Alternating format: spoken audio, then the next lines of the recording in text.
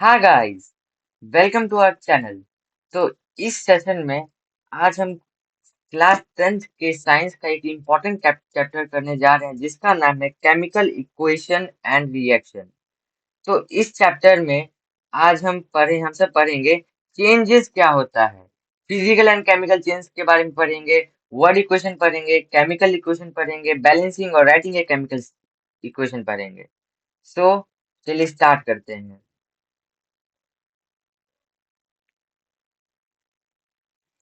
तो पहले हम सब जानेंगे चेंज क्या होता है। हम सब आगे पढ़ने वाले हैं कि फिजिकल और केमिकल चेंज, पर हम सबको ये भी नहीं पता मालूम होता है कि चेंज ही क्या होता है। इसीलिए सबसे पहले हम सब जानेंगे चेंज क्या होता है। तो इसके लिए मैं आपको आपसे एक एनालॉजी फाइंड करवाऊंगा, जिसमें मैंने एक पिक चुना जिसका है अक्षय कुमार का। क्या आप इसमें कुछ चीज ऑब्जर्व कर सकते हैं? अगर हम सब इस पिक को ऑब्जर्व करें तो ये दिखा रहा है कि ये अक्षय कुमार का इनिशियल स्टेट है। इनिशियल मतलब पहले वाला स्टेट। ठीक है। अब और आगे जाए और इसमें अक्षय कुमार में चेंज आया, तब वो खतरों के खिलाड़ी में गए और उनका ये फाइनल स्टेट हो गया। देखो, तो इसमें अब कुछ कंक्लूड करो। कंक्लूड में क्या कर सकते हैं कि चेंज क्या है? किसी भी चीज का इनिशियल स्टेट से फाइनल स्टेट में अगर कुछ ट्रांसफॉर्मेशन हो, उसको कहते हैं बेसिकली चेंज। अगर ये आपको ये एनालॉजी अच्छी लगी तो आगे पढ़ते हैं। तो यहाँ पे अब चेंज का हम सब डेफिनेशन पढ़ेंगे। Just a minute. हाँ, तो चेंज क्या है? Change is process of transformation. तो क्या है ये? ट्रांसफॉर्मेशन। ट्रांसफॉर्मेशन किसका? मटेरियल का into different substance where final state of substance is different from its initial state. मतलब कि यहाँ पे क्या लिखा हुआ है? वेयर फाइनल स्टेट, हाईलाइट कर रहा हूँ, final state of substance is different from initial state. तो यहाँ पे भी आप देख सकते हैं कि इनिशियल स्टेट से फाइनल स्टेट में जो कन्वर्जन हुआ है वो डिफरेंट है। आप यहाँ पे भी देख सकते हैं कि यहाँ पे डेफिनेशन में कि फाइनल स्टेट से इनिशियल स्टेट में डिफरेंस है, इसी को कहते हैं चेंज। आगे बढ़ते हैं। आगे अब हम सब पढ़ेंगे फिजिकल चेंज क्या होता है। फिजिकल चेंज अब पढ़ने वाले हैं। तो फिजिकल चेंज किस चेंज को कहते हैं? ऐसा चेंज जहां पे बस फिजिकल प्रॉपर्टी ही चेंज हो। तो अब फिजिकल प्रॉपर्टी क्या होता है, ये सवाल उठा। तो फिजिकल प्रॉपर्टी में आता है shape, size, physical shape, state और फिजिकल स्टेट। तो तीन चीज आता है। इसके लिए आप एक निमोनिक्स याद कर सकते हैं। निमोनिक्स इसका ये है S²P। S²P आप ये इसका निमोनिक्स एक याद कर सकते हैं, S²P। ठीक है। और अगर आप फिजिकल चेंज का और बात करें, फिजिकल चेंज में कोई केमिकल प्रॉपर्टी पे कोई चेंज ही नहीं आता है। तो अब केमिकल प्रॉपर्टी का बात करें तो केमिकल प्रॉपर्टी में क्या आएगा? तो केमिकल प्रॉपर्टी में आ जाता है रिएक्टिविटी, डेंसिटी और कलर। रिएक्टिविटी, डेंसिटी और कलर। ठीक है। अब आगे बढ़ते हैं। जैसा कि आप ये पिक में देख सकते हैं, ये सॉलिड स्टेट है, आइस का सॉलिड स्टेट। अब ये मेल्ट हो रहा है और लिक्विड बन रहा है। ठीक है। और यहाँ पे कटिंग ऑफ वुड और melting of ice is basically a physical change, क्योंकि यहाँ पे चेंज आ रहा है किसमें? शेप एंड साइज में इसका चेंज आ रहा है। ठीक है। अब आगे बढ़ते हैं। आगे है केमिकल रिएक्शन। तो केमिकल रिएक्शन क्या होता है? केमिकल रिएक्शन को अगर हम डिफाइन करें तो एक process in which one or more substance are converted into different substance having different property। मतलब केमिकल चेंज में जो भी चेंज होता है उसमें केमिकल होता है, मतलब कि जो रिएक्टेंट होगा वो प्रोडक्ट से बहुत ही ज्यादा कम होगा, बहुत ज्यादा डिफरेंट होगा। हम लोग डेफिनेशन पे अगर है तो डेफिनेशन पे यहाँ पे दिया गया है a process in which one or more substance are converted into different substance having क्या? Different property. यहाँ पे आप डेफिनेशन में भी देख सकते हैं, डिफरेंट डिफरेंट प्रॉपर्टी है। ठीक है, अंडरलाइन कर दिए डिफरेंट प्रॉपर्टी। अब और आगे बढ़ते हैं। जैसा कि ये देखें, ये जो रिएक्शन है, ये आपके 10th के सिलेबस में बहुत ही इंपॉर्टेंट रिएक्शन है। ये एक्टिविटी में भी दिया गया है, आगे डिस्कस करेंगे ये एक्टिविटी। तो अगर आप इस रिएक्शन को देखें तो यहाँ पे Mg है, ठीक है, यहाँ पे Mg है और प्लस O2 है। तो अगर आप लेफ्ट हैंड साइड देखें तो लेफ्ट हैंड साइड को कहते हैं हम रिएक्टेंट्स, और जो राइट हैंड साइड है उसको कहते हैं प्रोडक्ट्स, ठीक है। अब आगे क्या बढ़ते हैं। अब रिएक्टेंट क्या होता है? तो रिएक्टेंट वैसे सब्सटेंस को कहते हैं जो केमिकल रिएक्शन में पार्ट लेते हैं, ठीक है। और प्रोडक्ट, प्रोडक्ट उस सब्सटेंस को कहते हैं जो कि फॉर्म होता है as a result of chemical reaction, ठीक है। तो अगर आप यहाँ पे देख सकते हैं मैग्नीशियम और ऑक्सीजन, ये ये दोनों एलिमेंट है, ये दोनों रिएक्ट करें और एक प्रोडक्ट बनाए जो कि एक कंपाउंड है। तो यहाँ पे एक नया सब्सटेंस बना और उसका एक नया प्रॉपर्टी होता है। और मैं आपको बता दूं कि एमजीओ बेसिक इन नेचर होता है, ठीक है। अब आगे बढ़ते हैं। तो अब ये एक आ गया कंट्रोवर्सी वाला बात, कि आप सब बहुत बोलेंगे कि ये गलत लिख दिया, अरे गलत लिख दिया। तो लिखा हुआ है physical change can be reversible as well as irreversible. तो आज तक आप लोग पढ़ते आए हैं कि फिजिकल चेंज तो रिवर्सिबल है, पर हम आपको बोल रहे हैं कि फिजिकल चेंज इरिवर्सिबल है। एक्सप्लेन करते हैं, जस्ट अ मिनट। तो आप सब पढ़ते आए हैं कि ये एक रिवर्सिबल है, ठीक है। पर हम आपको क्या बता रहे हैं, ये एक इरिवर्सिबल चेंज है। हम्म हम आपको क्या बता रहे हैं, ये एक इरिवर्सिबल चेंज है। हम आपको ये इसका प्रूफ भी देंगे। तो आगे चलते हैं। जैसे कि आप सब फिजिकल चेंज का, अगर जो रिवर्सिबल चेंज है उसका एग्जांपल क्या हो सकता है? जब H2O मतलब जो H2O लिक्विड स्टेट में होता है, जब वो सॉलिड में कन्वर्ट होता है, सॉलिड मतलब आइस, जब वो सॉलिड में कन्वर्ट होता है तो वो एक रिवर्सिबल चेंज का एग्जांपल हो गया। फिजिकल चेंज और रिवर्सिबल, सॉलिड लिक्विड से सॉलिड, ठीक है। अब ये आपका रिएक्शन होगा जब हम ये बोले, ठीक है। अब आगे चलते हैं। तो वाटर, यहाँ पे देख लीजिए, यहाँ पे लिक्विड स्टेट है, लिक्विड जब सॉलिड में कन्वर्ट हुआ मतलब आइस में, तो ये एक फिजिकल चेंज है। और ये जो आप साइन जो देख रहे हैं, ये रिवर्सिबल चेंज का साइन होता है। ये आगे ये केमिकल इक्वेशन को इंफॉर्मेटिव बनाने में ये टॉपिक आता है, पढ़ाएंगे आपको। तो आगे चले। तो एक क्वेश्चन आता है, what is the chemical name of H2O? बताइए। अगर मेजोरिटी बच्चों का सब आंसर होगा वाटर। अगर आपका भी ये आंसर है तो ये गलत है। अगर यहाँ पे आप देखिए क्वेश्चन में केमिकल नेम है, ठीक है, केमिकल नेम। तो केमिकल नेम H2O का होता है डाई हाइड्रोजन मोनोऑक्साइड। क्या होता है? Di hydrogen monoxide. तो आगे चलते हैं। आ, ये कुछ एग्जांपल है वाटर और आइस का। अब अब ये हो गया। अब हम सब आएंगे इरिवर्सिबल चेंज। इरिवर्सिबल चेंज क्या क्या होता है? क्या आपको लगता है कि हाँ, क्या आपको लगता है कि आप सेब को काटने के बाद आप उसको फिर रिवर्स कर सकते हैं?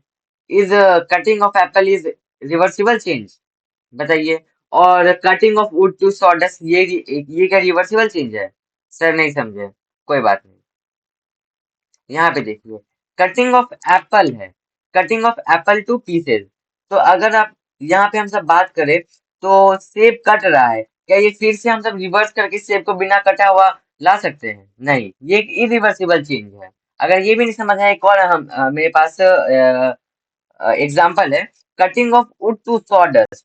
मतलब जो हम लोग वुड के छोटे छोटे पार्टिकल में काटते हैं, वो एक एग्जाम्पल होता है इरिवर्सिबल चेंज का। अगर हम सब उसको रिवर्स नहीं ना कर सकते, हम सब वो सॉडस्ट से पूरा एक वुड का ब्लॉक तो नहीं बना सकते, इसीलिए एग्जाम्पल है इरिवर्सिबल चेंजेस का। तो आगे बढ़ते हैं। अब एक और आ गया, chemical change can be reversible as well as irreversible. तो आप सब इस केस में पढ़े केमिकल रिएक्शन आर इरिवर्सिबल, ठीक है। सही बात है, सही बात है। और हम आपको बता रहे हैं कि chemical reaction can are reversible. ठीक है, ये मैं आपको प्रूफ देके बताऊंगा। तो हम्म तो तो रिवर्सिबल चेंज का एग्जांपल जैसे बता देते हैं। केमिकल रिएक्शन इरिवर्सिबल कब होता है? जब जैसे आयरन में जब रस्ट लगता है, rusting of iron is basically irreversible change. ठीक है, तो हाँ, ये फोटो भी आ गया कि rusting of iron is basically irreversible change. उसको फिर रिवर्स नहीं कर सकते। ये तो आप बचपन से पढ़ते आ रहे, केमिकल रिएक्शन है इरिवर्सिबल। पर बात उठता है कि रिवर्सिबल कब है। ठीक है, रस्टिंग ऑफ आयरन आ गया। देखिए, आपके एनसीईआरटी के चैप्टर 4 मतलब कार्बन एंड इट्स कंपाउंड के चैप्टर में एक इक्वेशन दिया हुआ है। ये इथेनोइक एसिड और इथेनॉल का रिएक्शन है। इसको इस रिएक्शन को हम बेसिकली कहते हैं ये स्टेरिफिकेशन रिएक्शन। ठीक है, और यहाँ पे देखिए ये साइन, ये जो ऊपर में एसिड और दो एरो टाइप का ये साइन क्या है? रिवर्सिबल चेंज है, क्योंकि मैंने आपको पहले ही बताया था पिछले स्लाइड में, देख लीजिए ये एक इरिवर्सिबल चेंज का एग्जांपल है। तो एनसीईआरटी में भी दिया हुआ है। अगर आपको अगर मेरी बातों पे यकीन है तो आप एनसीईआरटी का पेज नंबर 73 निकाल के देख सकते हैं। वहां पे ये इक्वेशन मिल जाएगा आपको नीचे बॉटम में। स्टेरिफिकेशन रिएक्शन का एक एग्जांपल है, और स्टेरिफिकेशन रिएक्शन, और ये एक रिवर्सिबल केमिकल चेंज का एग्जांपल है। आगे बढ़ते हैं। अब वर्ड इक्वेशन क्या होता है? ठीक है, तो word equation the simplest form of the simplest form of the simplest way to write a chemical reaction in shorter form with the help of chemical word equation is known as word equation.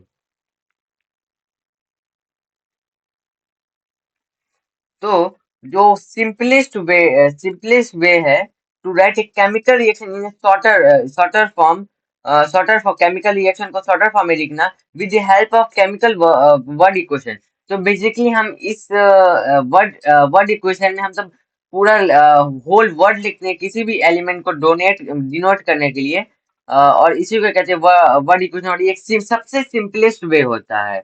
जैसे यहाँ पे हम denote किए हैं कि magnesium को जब oxygen के साथ रिएक्ट करवाते हैं तब बनता है मैग्नीशियम ऑक्साइड। ठीक है, अब आगे बढ़ते हैं।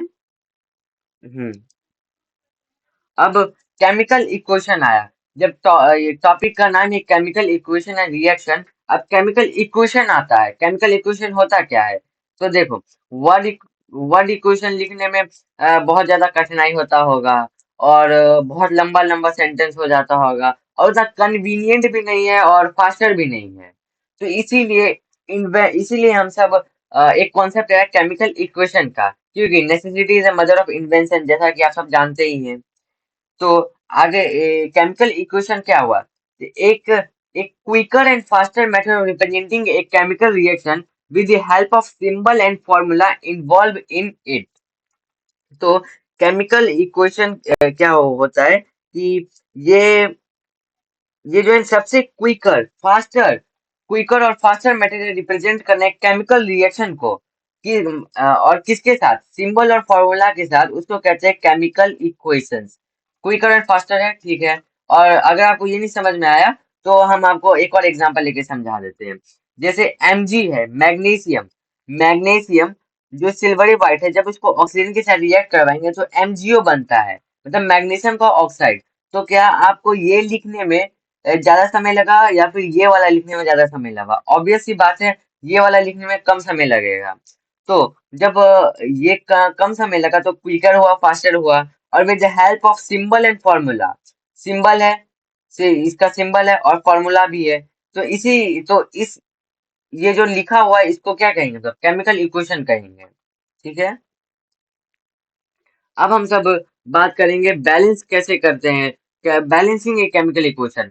क्योंकि बैलेंस हम सब के कंटेंट में था कि हम सब बैलेंसिंग पढ़ेंगे ही, और सिलेबस में भी है बैलेंसिंग करने का। तो यहाँ पे अगर हम देखें कि बैलेंसिंग करना है, हम सब बैलेंसिंग करें ही क्यों करें? ठीक है, क्यों करें? नीड क्या है? नीड हम सब नहीं करेंगे तो हम सब नहीं करेंगे बैलेंस, नहीं हाँ, अपना मन। नीड क्या है? ठीक है, आगे बढ़ते हैं। तो नीड क्या है? To follow the law of conservation of mass given by Antonio Lavoisier. अगर आप क्लास 9 पढ़े होंगे तो इसमें एंटोनियो लावॉयजर का लॉ ऑफ कंजर्वेशन ऑफ मास था। अगर आपको याद ना हो तो मैं आपको याद दिलाऊं। ये एक लॉ है जो हमें बताता है in a chemical reaction mass can neither be created nor be destroyed. That is कि in a chemical reaction mass of reactant is equal to mass of product. मतलब कि जो है ना, जो मास होगा रिएक्टेंट का वही होगा मास प्रोडक्ट का। देख लेते हैं। यही लिखा है in chemical reaction mass can never be created nor be destroyed, that is chemical reaction mass of reactant is equal to mass of product. ठीक है। अब आपको ये मीम लग रहा होगा। ये मीम है एक कि रिएक्टेंट और प्रोडक्ट दोनों बैलेंस होना जरूरी है। क्योंकि किस लिए? लॉ ऑफ कंजर्वेशन ऑफ मास को फॉलो करने के लिए। किसके द्वारा दिया गया था? एंटोनियो लावॉयजर। ठीक है। क्योंकि मास can nether B created nor be destroyed. ठीक है। अब आगे बढ़ते हैं। अब हम सब सीखते हैं केमिकल इक्वेशन को बैलेंस क्यों किया, कैसे किया जाता है। तो ये वाला जो इक्वेशन है ये एनसीईआरटी का है। तो इसी को हम सब बैलेंस करेंगे। हम सब इसी को बैलेंस करेंगे। तो एक हाँ, इसी को हम सब बैलेंस करेंगे। तो जब भी आप बैलेंस करने के लिए यहाँ पे हम सब एक टेबल उठाएंगे जिसमें पहले लिखेंगे एलिमेंट, कौन कौन एलिमेंट है।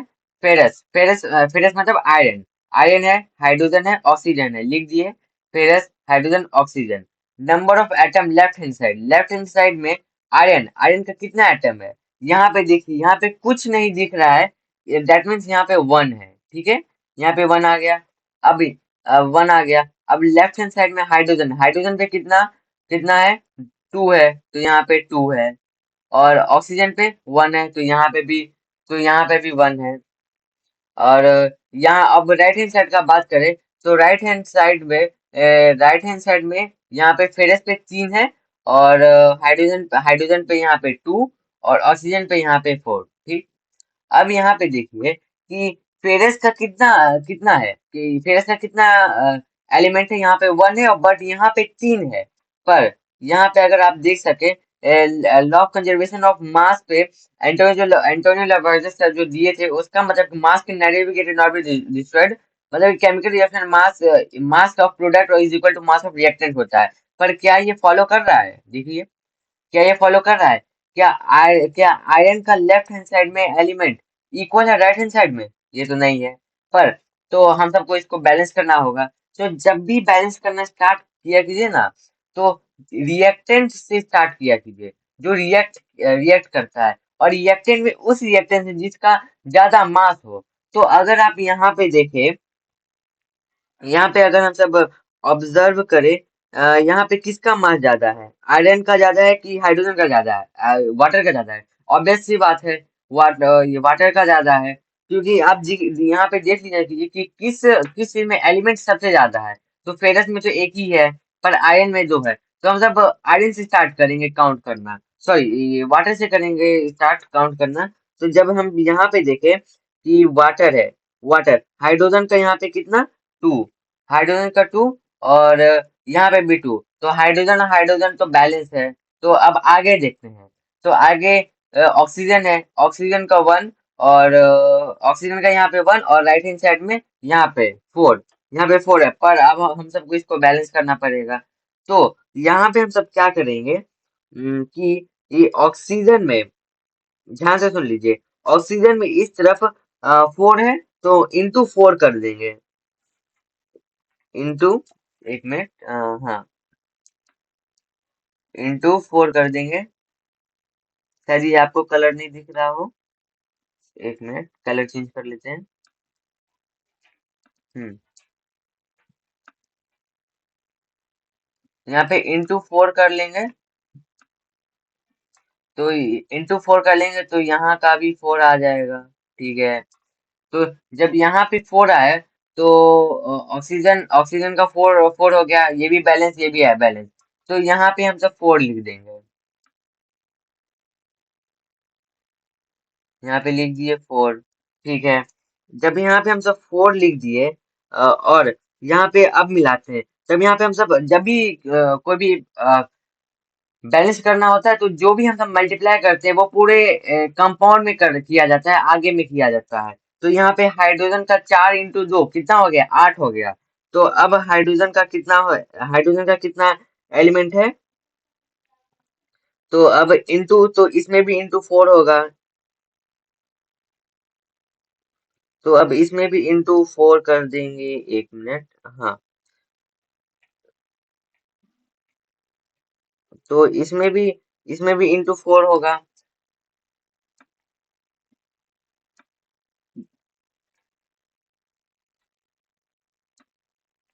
तो जब इसमें ×4 होगा, तो इसका वैल्यू, तो इसका आ जाएगा आंसर कितना, 4 × 2, 4 × 2 हाँ, 1 मिनट, मेरा कर्सर काम नहीं करता। हाँ, 4 × यहाँ पे आ जाएगा 8, आ गया 8। अब यहाँ पे देखिए, यहाँ पे 2, हाइड्रोजन पे 8, और राइट हैंड साइड में हाइड्रोजन पे 2, तो यहाँ पे भी 8 करना पड़ेगा। तो ये करने के लिए हम सब हाइड्रोजन पे, यहाँ पे यहाँ पे 8 है, तो यहाँ पे 4 × करेंगे, हाइड्रोजन पे 4 ×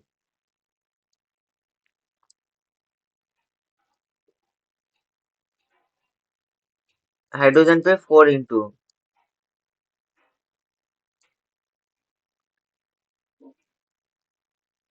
हाइड्रोजन पे 4 × करेंगे, तो 4 × का 1 मिनट, हाँ, 4 × करेंगे, तो आंसर आ जाएगा यहाँ पे 8, 8 आंसर आ गया 8। तो यहाँ ये दोनों बैलेंस हो गया, हाइड्रोजन 8 8 बैलेंस हो गया, और ऑक्सीजन भी यहाँ पे भी बैलेंस हो गया, तो यहाँ पे हम लिख देते हैं। तो यहाँ पे हाइड्रोजन पे क्या कितना इंटू किए, 4, तो यहाँ पे भी लिख देंगे 4 × किए, तो 4 लिख देंगे, तो 4 × 8 हो गया, और यहाँ पे 4 4 × 8। तो अब यहाँ पे देख लीजिए, अब ऑक्सीजन का कितना मास बचा, ऑक्सीजन का यहाँ पे 1 × 4, 4 हो गया मास, और आयरन का, सॉरी, और right hand side, 1 minute 1 minute, हाँ, और और राइट हैंड साइड में भी 4 है। अब बचा क्या, आयरन बचा, तो आयरन में भी 3 × कर देंगे। तो यहाँ पे जब हम सब 3 × करेंगे, इंटू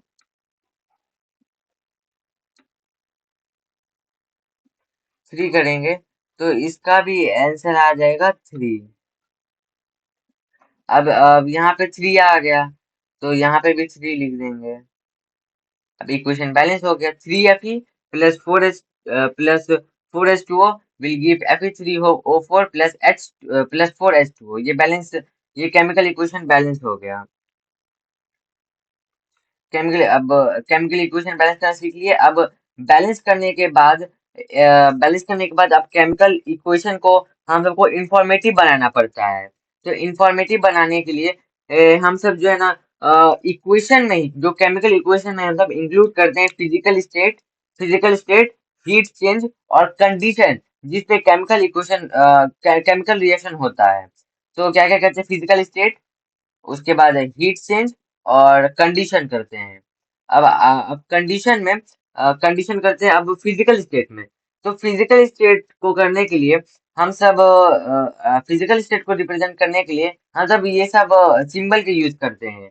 जैसे सॉलिड के लिए,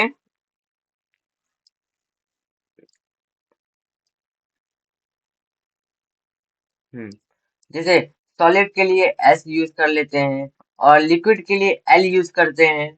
लिक्विड के लिए एल, जहाँ पे लिक्विड होगा यहाँ पे एल, सॉलिड एस, गैस का जी, या फिर ऊपर है जो एरो होता है, अगर वो कर दिए तो वो भी गैस को रिप्रेजेंट करता है। एक्वस का ए क्यू, पीपीटी, पीपीटी मतलब प्रिसिपिटेट का पीपीटी, और या फिर नीचे एरो कर दे, नीचे नीचे वाला एरो करेंगे तो वो प्रिसिपिटेट का एग्जांपल होगा। और हीट चेंज, अगर हम किसी किसी केमिकल रिएक्शन में हीट डालें, तो हम सब उसको ट्रायंगल से डिनोट करते हैं। एटमॉस्फेरिक प्रेशर, एटीएम, और रिवर्सिबल चेंज, जो कि पहले ही डिस्कस हो चुका है, रिवर्सिबल चेंज का ये साइन है, ये साइन। तो इसका एक एग्जांपल है सी ए ओ। तो सी ए ओ यहाँ पे सॉलिड में ही इस्तेमाल होता है, सॉलिड कर दिए। कैल्शियम ऑक्साइड, और H2O मतलब वाटर, यहाँ पे लिक्विड स्टेट में हो जैसे लिक्विड, और कैल्शियम हाइड्रोक्साइड। तो जब CaO कैल्शियम ऑक्साइड जब वाटर के साथ रिएक्ट करता है तो बनाता है CaOH का होल ट्वाइस जो कि एक्वस होता है, सी कैल्शियम हाइड्रोक्साइड, और इसी का यूज किया जाता है व्हाइट वॉशिंग में। अब हीट चेंज अब केमिकल इक्वेशन में केमिकल रिएक्शन में क्या हीट चेंज आया। तो अगर हम सब इस केमिकल रिएक्शन को देखें कि ये CaO का सॉलिड, मतलब ये क्विक लाइम है, इसका इसका जो कॉमन नेम है वो क्विक लाइम है, और CaO calcium oxide chemical name CaO plus water, यही पिछले वाला रिएक्शन है CaOH का होल ट्वाइस वाला। तो CaOH का होल ट्वाइस का एक्वस जब रिएक्ट करा, तो ये जो रिएक्शन है बहुत ज्यादा एक्सोथर्मिक होता है, मतलब एक्सोथर्मिक रिएक्शन वो रिएक्शन होता है जहाँ पे हीट प्रोड्यूस होता है। तो इस रिएक्शन में भी हीट प्रोड्यूस हो रहा है, तो इस रिएक्शन में भी हीट प्रोड्यूस हो रहा है, इसीलिए ये रिएक्शन एक एक्सोथर्मिक है, और इसीलिए हम सब यहाँ पे हीट को डिनोट किए हैं, हीट चेंज का डिनोशन डाले हैं। और कंडीशन, अब हम सब कंडीशन में क्या डालते हैं कि कौन सा कंडीशन में ये केमिकल रिएक्शन हुआ है। तो जैसा कि आप पीछे वाले साइड में देख सकते हैं कि कंडीशन में हम सब ATM का यूज करते हैं, मतलब एटमॉस्फेरिक प्रेशर। तो ये भी एक NCERT का ही एग्जांपल है, जब कार्बन मोनोऑक्साइड गैस को जब हाइड्रोजन गैस से रिएक्ट कराते हैं अंडर 340 ATM एटमॉस्फेरिक प्रेशर, तो CH3CH3OH का लिक्विड फॉर्म होता है। तो इसीलिए हम सब यहाँ पे डिनोशन कंडीशन को डिनोट करते हैं, ये ATM मतलब एटमॉस्फेरिक प्रेशर। अब आया एक्सोथर्मिक रिएक्शन। तो एक्सोथर्मिक रिएक्शन पहले हम बता चुके हैं कि exothermic reaction are those reaction in which heat is evolve, जहाँ पे हीट निकलता है उसको कहते हैं एक्सोथर्मिक रिएक्शन। तो यहाँ पे the reaction in which heat is evolve is known as exothermic reaction, ये बता ही चुके हैं। अब इसका एक एग्जांपल पिछले वाले स्लाइड में भी हम सब पढ़ चुके हैं, इसका एग्जांपल CaO जब वाटर के साथ रिएक्ट करेगा तो CaOH का वोल्टेज प्लस हीट। अब endothermic, the chemical reaction in which heat is absorbed is known as endothermic reaction। यहाँ पे भी है, the reaction in which heat is absorbed is known as the endothermic reaction। और ये reaction वो reaction होता है जहाँ पे हीट दिया जाता है रिएक्शन को करवाने के लिए, हीट दिया जाता है यहाँ पे रिएक्शन करवाने के लिए, और एक्सोथर्मिक में हीट निकलता है। अब यहाँ पे देख सकते हैं कि फेरस सल्फेट FeSO4 को जब हीट किए तो Fe2O3 प्लस SO2 और SO3 ये ये दोनों सल्फर के कंपाउंड है, ये दोनों रिलीज होंगे FeSO4, और जब हीट डालेंगे तो ये बेसिकली एक इंडोथर्मिक रिएक्शन है, यहाँ पे हीट एब्जॉर्ब हुआ। और जो है ना इंडोथर्मिक रिएक्शन जो है ना हीट देते हैं रिएक्शन करवाने के लिए। अब कैटलिस्ट, एक नया टर्म आया कैटलिस्ट। कैटलिस्ट क्या होता है? कैटलिस्ट वो the chemical substance that increases और decreases the rate of reaction. तो कैटलिस्ट उस सब्सटेंस को कहते हैं जो कि बढ़ा दे या फिर घटा दे रेट ऑफ रिएक्शन, इसको कहते हैं कैटलिस्ट का। तो कैटलिस्ट का अगर मैं आपको एक एग्जांपल दूं, तो कैटलिस्ट का एक एग्जांपल हो गया कार्बन। कार्बन कार्बन भी एक अच्छा कैटलिस्ट है, कार्बन कैटलिस्ट है जो कि इंक्रीज कर देता है रेट ऑफ रिएक्शन। आप ये सब मेटल नॉन में पढ़िएगा। और दो तरह के कैटलिस्ट होते हैं, एक पॉजिटिव कैटलिस्ट और एक निगेटिव कैटलिस्ट। पॉजिटिव कैटलिस्ट वो होते हैं जो रेट ऑफ रिएक्शन को इंक्रीज कर देते हैं, और जो रेट ऑफ रिएक्शन को डिक्रीज कर देते हैं वो निगेटिव कैटलिस्ट होते हैं। आगे चलते हैं। तो यही है, कैटलिस्ट को मैंने आपको निमोनिक्स में बताया कि नॉर्मल केमिकल रिएक्शन, और ये केमिकल रिएक्शन और एडिंग कैटलिस्ट, देखिए कितना फास्ट हो गया। सो आज के सेशन के लिए इतना ही। थैंक यू, होप करता हूँ ये सेशन आपको अच्छा लगे। Thank you and have a nice day.